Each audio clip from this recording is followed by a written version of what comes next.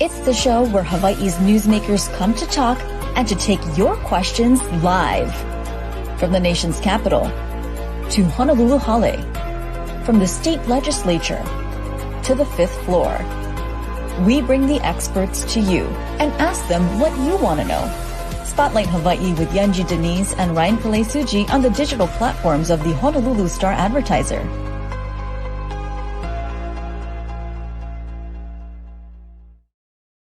Happy Aloha Friday. Thanks so much for ending your week here with us. I'm Yanji Denise, joined by Ryan Kalesuji. This is Spotlight Hawaii on the digital platforms of the Honolulu Star-Advertiser. And Ryan, today we are speaking with someone we've got a lot of questions for this morning, heading over to Honolulu Hale. Yeah, it's been some time since we caught up with what's happening over there with the City Council. So we welcome in right now Council Chair Tommy Waters, who joins us this morning. Good morning. Thanks so much for joining us this morning. Good morning. Happy to be here, and aloha. Let's start off broadly talking about the Blangiardi administration and their proposed budget of $3.41 billion for this 2024 fiscal year. I wanted to just get your general thoughts on what the mayor has outlined in his budget and your thoughts about some of the initiatives that he's pushing forward. You know, basically, the budget increased by $200 million. The city has a windfall of revenue of over $200 million, actually, as a result of increased property values. Property values went up 14.1% this last year, which again resulted in over $200 million in revenue. And one of the things that the mayor is proposing is a one-time $300 credit to folks who have a homeowner's exemption. And one of the things the City Council is looking at is seeing whether or not we could increase that. But for every $100 that we give back to the taxpayer, it costs $15 million. So the mayor's idea of $300 basically is going to cost $44 million. So if you just take the $44 million off the top from $200 million, you're left with the balance, right? $7 million of that is going to go into the rainy day fund. And the balance, for the most part, is going towards filling vacant positions, which is the idea is if we fill vacant positions, and last year we had over 3,000 vacant positions in the city, which is quite a bit. That's like 30% of the entire city workforce was vacant. So the mayor's idea is basically to put the money back into vacant positions. And I get it. It makes sense because we want to provide better city services and you can't do it when you're understaffed. But at the same time, there really isn't any money in the budget for long-term tax relief. While I agree with the one-time $300 tax credit, but it really doesn't provide long-term tax relief. And what we're doing at the City Council is taking a deep, hard look. There's over 30 bills that all of us have actually introduced, or most of us have introduced these long-term tax relief bills to try to figure out how we can help local people stay home in these islands so they don't have to move to the mainland. And that's going to be a real big focus for the City Council in the next couple of weeks. And where do you see that tax relief? Where do you see that coming from? It would be the 200 coming from the 200 million now. If you make that permanent, of course, the risk is that you, run into financial issues down the line, which is part of why the mayor has said that it's just a one-time thing for now. How do you balance that? No, this is a perfect opportunity. I'd love for everybody listening to pay attention to this. This is really important. Currently on the books today, if you make $60,000 or less, that's your income. The law states that you can cap your property tax at 3% of your income. One of the things we're looking at is raising that up to $70,000 or $80,000 in income and capping the amount your property tax is. There's only 3,500 homeowners who currently partake in this process, but I want to encourage more people to apply because this helps people who are on fixed income or kupuna on Social Security and whatnot. This is where we can help people who need the help the most, and that's what we want to look at. The other thing is homeowners exemptions, right? Everybody gets a $100,000 homeowner exemption. If we want to increase that to 110, 20, or 30, we can do that. But for every $10,000 in homeowners exemption that we increase, it costs $5 million. So that's what you got to weigh, right? Do we take money that is going to go towards vacant positions, or do we use it for long-term tax relief? And that's really what's on the table right now. And that's the important work that the city council has to deliberate and decide on.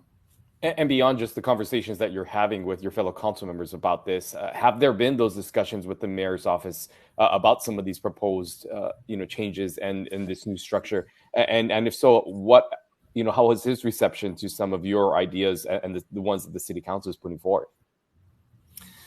Yes, absolutely. We went through a few weeks of budget questioning and hearings, lasting every day of 10 hours a day, asking each department. And whenever I asked each department what they're willing to give up in order to give back to the community, most departments said, you know what, don't cut our department, cut some other department, right? So I tried to ask our budget and fiscal service director, who's doing a great job, I believe, but he said, well, our focus this year is filling vacant positions. And I get that. But, I think most people want us not only to fill vacant positions and provide good city services, but they also want long-term tax relief. So there's a little bit of a disagreement there, right? That the city council wants long-term tax relief. The administration is saying, hey, we'll give you the one-time tax credit. Well, when, on that issue of the vacant positions, the mayor has said throughout, since he's been in office, that really this is a big priority for him, that having all those vacancies, the fact that it takes 6 months to make a city hire, he wants to change that whole structure. You look at the police department, over 300 vacancies. People want DPP to do better. There are a number of vacancies there. Even just simple functions like park and having trash picked up and, having just city services run on time. We need more people to do that. If you're running with, you're operating a system with 30% vacancy, clearly that makes that a challenge. So as much as I'm sure homeowners want that tax relief, we also want a functioning city. So how do we achieve both? Well, thank you for asking. The fact of the matter is, during those 3 10-hour hearings that we had over the budget, we asked many, many questions, and we actually received, voluminous answers. But basically what we're asking is, if we fund these vacant positions, what are we going to get out of that, right? For example, the police department is asking for $40 million more this year. And I want to know, if we give you $40 million more this year, is it going to result in less crime? Right? As you mentioned, there's actually 390 vacant uniformed police officers now, which, by the way, these positions are fully funded, right? The police department is asking for an additional $40 million. Last year, we gave them an additional $12 million, and people are still complaining about the high crime rate. So really, this is important to go through, ask the tough questions, and seeing whether or not these vacant positions being filled are actually going to achieve what we want to achieve. Certainly, we want to fill every single one of the police officer vacancies. To me, that's the priority. But really, what we're going through the budget and finding out exactly which departments need the help. Clearly, Department of Permanent Planning needs as much help as they can get. We want to tackle that backlog, and I think we're going to fully fund DPP. Public safety, our lifeguards, EMS, fire department, to me, that's a priority. We got to make sure that they have the resources that they need. But really looking at some of the other departments really closely and figuring out, whether or not we can ask them to give a little so that we can give back to the taxpayer.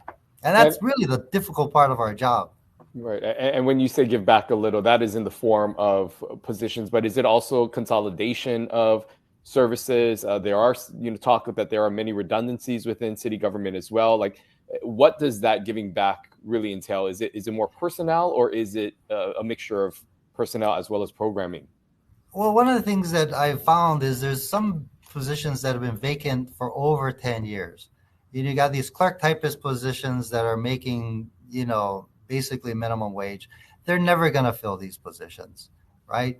Why don't we delete those positions, take that extra money and put it either back into long-term tax relief or perhaps paying our city workers more money and redoing the minimum qualifications so that you can earn a better living. But that's the kind of thing that it's actually very complicated, and you got to get the Department of Human Resources to go and redo all the minimum qualifications for these positions. And I'm encouraging them to do it, but I think it's something like that that's going to take a little bit of time. I want to ask you about another issue having to do with finances, and that is salaries. There's been a lot of talk about raising the salaries of the mayor and, of course, of the council as well. The most significant raise is going to council members from $70,000. I believe the Salary Commission bumping that up to $113,000 a year. Correct me on these numbers if I'm wrong. What are your thoughts on that? The contention what they say is that it is a part-time job, and so $70,000 is reasonable for a part-time job. In your experience, is this a part-time job, and is this salary increase warranted? Well, first and foremost, I will say that the Salary Commission makes their not recommendation, but they set the salary. The Salary Commission, not the City Council. The Salary Commission sets the salaries. And Honolulu is the only county that, under the charter, has the ability to vote on our own salaries. And it really puts us in a difficult position. No other county in the state does that. The Salary Commission sets the salaries, and it is what it is. In Honolulu, the charter actually puts the burden on us to reject or accept. And it's really difficult. And I think in the last 33 years, Honolulu City Council salaries have been frozen 19 out of those 33 years. And I think that's because you're making it a political decision when it really shouldn't be a political decision. I think that's why it's artificially low, because we have to decide on our own. And for the most part, people are running for re-election. They don't want to stick their neck out, so they reject the salaries as recommended by the commission.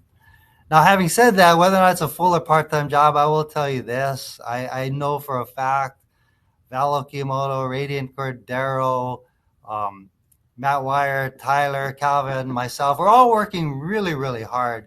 And it probably comes out to about a 50, 60, and sometimes 70 hours a week job. None of us do it for the money. We do it because we love Oahu and we want to serve. And none of us, we knew what we were getting into when we took this job. But it just puts us in an awkward position, right? We're equal branches of government, right? The mayor and the administration and the city council are equal branches of government, but yet the pay is not equal. And I think there's a misconception that this is a part-time job. But it's a really difficult thing to be putting us in this place.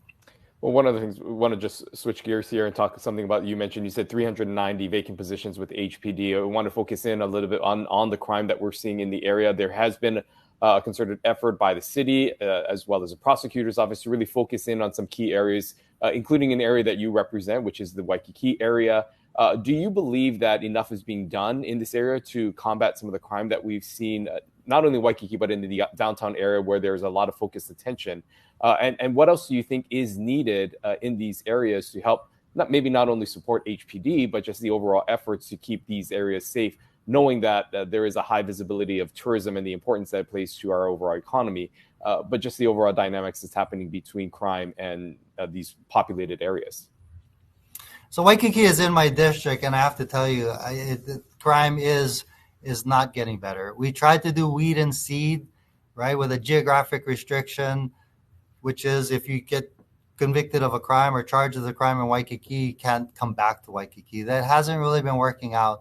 I do want to see HPD step it up a bit, I understand that they're short-staffed, and they do have 390 vacant uniformed police officers, but boots on the ground is the best deterrent to crime. I'd love to see a police officer on every corner in Waikiki and downtown, because crime has not gone down, right? It's not, it's gone up.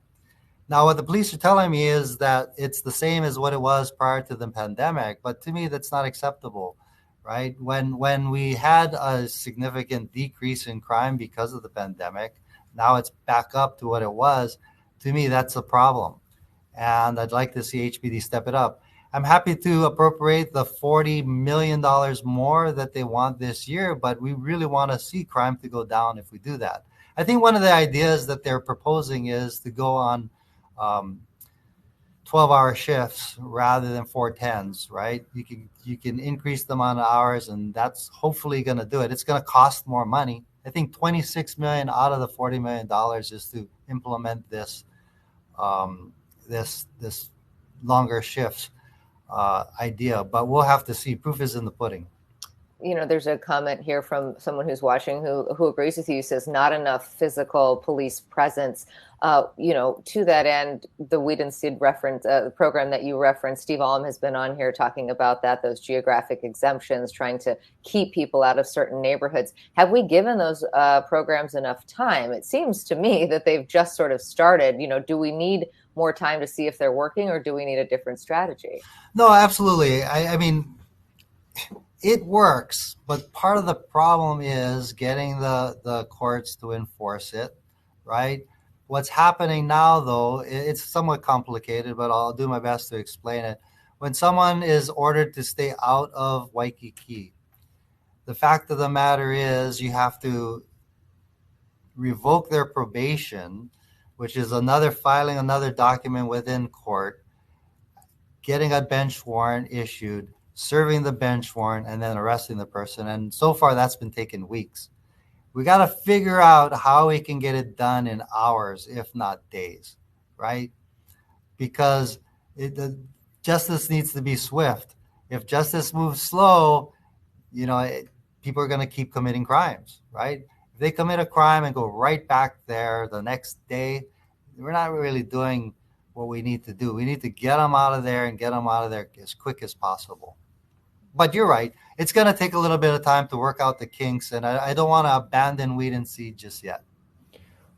Part of that is also dealing with the homeless in the area, and wanted to get your thoughts on some of the proposals that are coming out from the state. 25 new kauhales that the governor is trying to push forward and institute within areas across the state, including some within the downtown area. We spoke to him earlier this week. He mentioned a kauhale village that will provide medical respite and services for individuals coming out of Queens Hospital that will be located in the downtown area right across and as the Queens Hospital, and as the governor says, in his backyard. Your thoughts on these proposed kauhales, and overall your thoughts on the efforts being made and the collaboration between the city and the state to combat homelessness? I think the kauhale idea is a great idea, but you got to work with the community to decide where exactly these kauhales are going to go. Oftentimes, people in the past have gotten really upset when they're not included in that decision-making process, because there's appropriate places for them and there's not appropriate places for where they should go. I talk to my constituents. Right now, there's probably 200 to 300 homeless folks living on the slopes of Diamond Head, both on the city and the state parcels. They are already in our community. We need to find housing for these folks, and a kauhale is a perfect opportunity to transition people from off the beaches, off the streets, into permanent housing. And it really comes down to building permanent housing for folks, and housing that people can afford. Homelessness and affordable housing come up every single day. In fact, I wake up at night thinking about how to solve these problems. I wake up in the morning thinking about how to solve these problems, and all day working with my staff to try to find out how we can do that, along with all the other problems that the city is going through. But really, when we talk to our constituents, that's top of mind. Where to put people who need this help, and the kauhale idea, I think, for now, is a good idea. The complication is, of course, that tension that you brought up, the idea that people want to see, help given to these people, to these individuals who are experiencing homelessness. At the same time, there is a resistance to allow the kauhale or anything similar in their neighborhood. In fact, the Chinatown Iwilei neighborhood board just passed a resolution saying that they don't want any more homeless services because that community feels like there's just too many homeless services in their community, which then sort of attracts homeless people to come to their community, and that's exactly what they don't want. And they say that they should spread the services around the state. What are those conversations? What are you anticipating those conversations? Are there any sites that you think in your district that would be appropriate? And how are you going to navigate this? Because certainly there will be resistance. Well, the governor just only recently announced the plan. So what I intend to do is to talk to our neighborhood boards, talk to my community. In fact, can I just encourage everyone watching to go on our website, honolulucitycouncil.org. I'm going to create a survey, not only dealing with long-term tax relief and what type of relief people would want, but also exactly what you're talking about. Where in our community, there's 9 council districts. Each council member should be working together with the state to decide where in our community we want these kauhales. And really, I want to work with my constituents to find out where they are willing to have these things. Interestingly, in East Honolulu, in my district, which runs from Makapu'u Point to Waikiki, there's really not that much open space. And the open space that we do have is full of children in our parks, right? We have a shortage of baseball diamonds, a shortage of soccer fields, and it's going to be really difficult to take this open space away from the kids and put a kauhale there. So it's a tough question, and really, I want my community to decide. Of course, this is on the topic of homelessness, but affordable housing plays a key part of that. And there have been a number of proposals that are being floated around in the city council that would change some of the requirements for building codes as people look for other alternative means to create affordable housing, which could include office spaces. There is conversations about the old Walmart in downtown as well being one of those that could be transformed into an affordable housing, but would have to have some accommodations with building codes and what is acceptable. What are your thoughts about these transitions from the office space, but more broadly about finding these other forms of affordable housing that could be set up in already established structures? No, I love the idea, right? As a result of the pandemic, many people are now working from home, right? So there's a glut of office space. It's a perfect opportunity to repurpose office space into affordable housing. Part of the problem is the current land use ordinance requires that every bedroom have a window to the outside. And it's really difficult to make some of this office space work. We have a bill currently before the council, Bill 21, which would allow indoor bedrooms without a window to the outside. So far, that's been a difficult hurdle to pass. The developers want us to pass this, and some of the building professionals at the Department of Permanent Planning have said, well, it's not necessarily such a good idea. But I think any problem, if we put our minds together, we can figure this out. But in general terms, I think it's a great idea to take office space and turn it into affordable housing. I want to shift focus for just a moment and ask you about a lot of the rescues that we are seeing in our community, because that falls squarely in your district. Even with the reservation system in place, we've seen Honolulu firefighters called out to Diamond Head repeatedly, Cocoa Head, of course, Lanikai pillboxes as well. There were 3 emergencies in just 3 days at Diamond Head that required airlifting a hiker out of there. That was on Saturday, Sunday, and Monday. So, these are costly. These are dangerous on both sides, both the person being rescued and also dangerous to the firefighters who have to engage that helicopter and do those airlifts. What are your thoughts on how we can sort of cut these down? We know that there are already warning signs in place. Hikers should know their limits, but of course we have a lot of inexperienced folks who decide they want to scale Diamond Head, and it's been hot and it's only getting hotter because summer's going to be here. So how do we take care of this? And should perhaps some of the folks who are being rescued bear some of those costs? This comes up quite a bit. And I've talked to the fire department about this, both in person and in public. And the idea is, should we be charging folks for the services, the rescue services? And the fire department has so far said, no, don't do it, because people aren't going to call if they're forced to pay for it themselves, or they'll wait till the last minute, which makes it even more dangerous for the rescuers. But on the other side, right, it might be a deterrent if people knew before going up on a dangerous hike that if they need help, they're going to be charged for it. It might be a deterrent. And I think about this all the time and what we should do. And it's actually a very difficult position.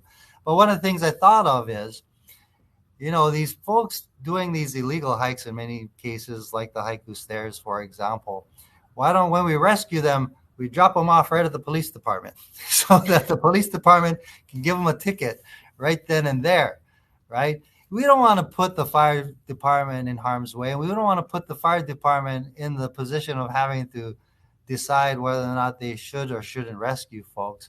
But certainly, if you're not supposed to be someplace, right, that we need the police involved. And perhaps the fire department can call the police and, hey, meet us down at the park. We're going to drop this guy off and give him a citation there. But ultimately, people should know their abilities, right? And it's hard to educate folks and let them know that, hey, Coco Head Stairs is a difficult hike. If you can't do it, I mean, we have signage there, but what would be kind of nice, I've been fighting for park rangers for a long time, and I think it'd be great to have a park ranger there before the hike to say, hey, wait, you sure you can do this? That perhaps if you get rescued, you might get charged, might be a deterrent to people actually doing the hike. Of course, some of this comes with educating visitors, and I'm going to ask you for your comment on this. I know it's not directly a city issue, but there is a lot of discussion and debate happening across the street at the Capitol about the future of the Hawaii Tourism Authority and its role in educating tourists about hikes and such, and marketing the state of Hawaii. And we are now looking at a future that could not have the HTA there. Your thoughts about the role that this organization and this entity plays for tourism, and do you think that this is needed to help educate and manage tourism in our islands? No, absolutely. Prior to the pandemic, we had 10 million visitors a year. 10 million. 6 million of those are on the island of Oahu. And our revenue that we generated from 10 million was the same amount of revenue that we generated when we were only getting 5 or 6 million for the state. And to me, that's a problem, right? We all recognized how great it was not to have traffic on our roads, how nice and uncrowded the beaches were. And to me, the HTA, we want them to reshift what their focus is. We don't want 10 million visitors who aren't spending any money. Let's bring it down to a reasonable amount, and people who are actually willing to invest and spend their money here. And then people are willing to learn about our culture and participate, right? And I like the path that the new HTA was going down with talking about people who want to give back and come work in our kalo farms and things of that nature. And I'm somewhat worried, but I trust that these folks making these important decisions are thinking about this as well. I want to end where we started because we're just about out of time. The budget, of course, very close to being going to third reading and then getting passage. So if folks want to have their voices heard, I know that you said that you're asking for some community involvement. Your final thoughts this morning and how those people can engage with you. No, I do want to encourage folks to check out our website, honolulucitycouncil.org. We haven't got the actual survey up yet, but I anticipate having that up in the next couple of days. But I'm really interested in people's opinion about what type of long-term tax relief is needed, whether or not we should be doing the $300 one-time tax credit. Should we increase the $300 tax credit, decrease it, use the money to upgrade our bathrooms at our parks, or whatever's on your mind? Please log in, check us out, and then participate in our hearings. It's super easy to participate through our website. And again, the website is honolulucitycouncil.org. Okay. Council Chair, Council Go Chair ahead. Tommy Waters, thank you so much for joining us this morning and providing an update of. There's a lot obviously happening at Honolulu Hale, and we appreciate you taking time to spend it with us and giving us an update. So thanks so much. My pleasure. Thank you both. Good to see Aloha. you. Aloha. Very interesting, Ryan, to hear about that tension that he talked about between the priorities of the Blangiardi administration and the priorities of the city council. The administration saying they want to use their money to give a one-time $300 sort of tax credit or give back, if you will, refund for property taxes for homeowners to give a little bit of temporary tax relief, and then use a lot of that surplus to fill the vacancies. The mayor has talked about how this is such a priority for him. And you hear there, Council Chair Waters really kind of pushing back on that, saying, hold up, do we really need all of these positions filled?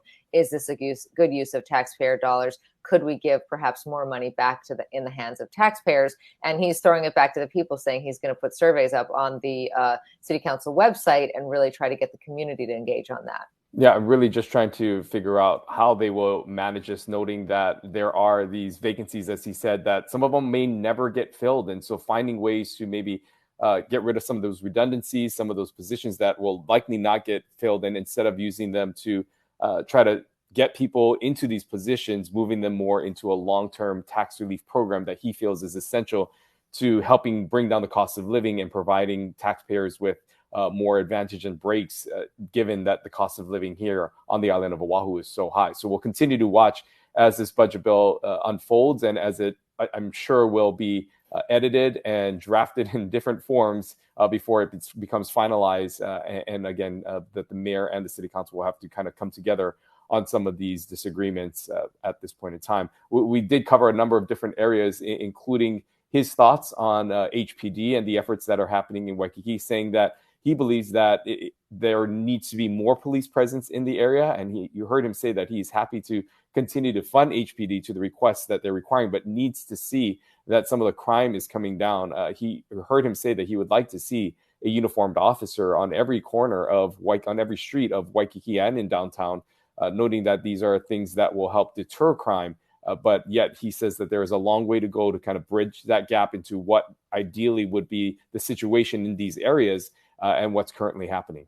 Yeah, he also talked about the Salary Commission's proposal that the salaries be increased for the mayor and also, of course, for the city council, going from $70,000 a year to $113,000. That is a very significant increase. But he did note that, the majority of proposed increases over the last 3 decades have been rejected because of this awkward position that the council members are in, having to basically approve accept what the Salary Commission suggests. And so that puts them in a strange position politically because, as he said, some of them will be running for re-election, and it is awkward to go to the voters and say, I raised my own salary. So, but he did contend that this is not a part-time job. Some council members working, he said, 50, 60 hours a week. And you can see, given all the issues that the council is facing, how certainly they are putting in quite a bit of time and work there. The Salary Commission making that recommendation on Wednesday. It takes effect in 60 days unless it is rejected.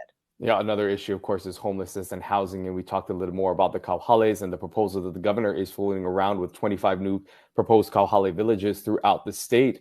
But you heard the council chair saying that one of the things that he would like to see is a more interaction with the community to figure out where these kauhale locations should be set, and not necessarily mandating that they're going to be in certain areas, but getting community feedback.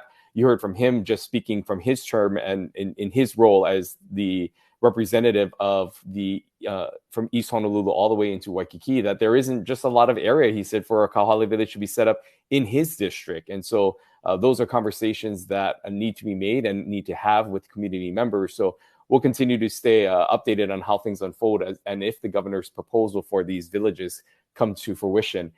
A lot covered there. If you missed any portion of this conversation with Tommy Waters, we encourage you to watch this back on the platforms of the Honolulu Star-Advertiser. You can also consume it as a podcast or watch a rebroadcast later this evening on Channel 50.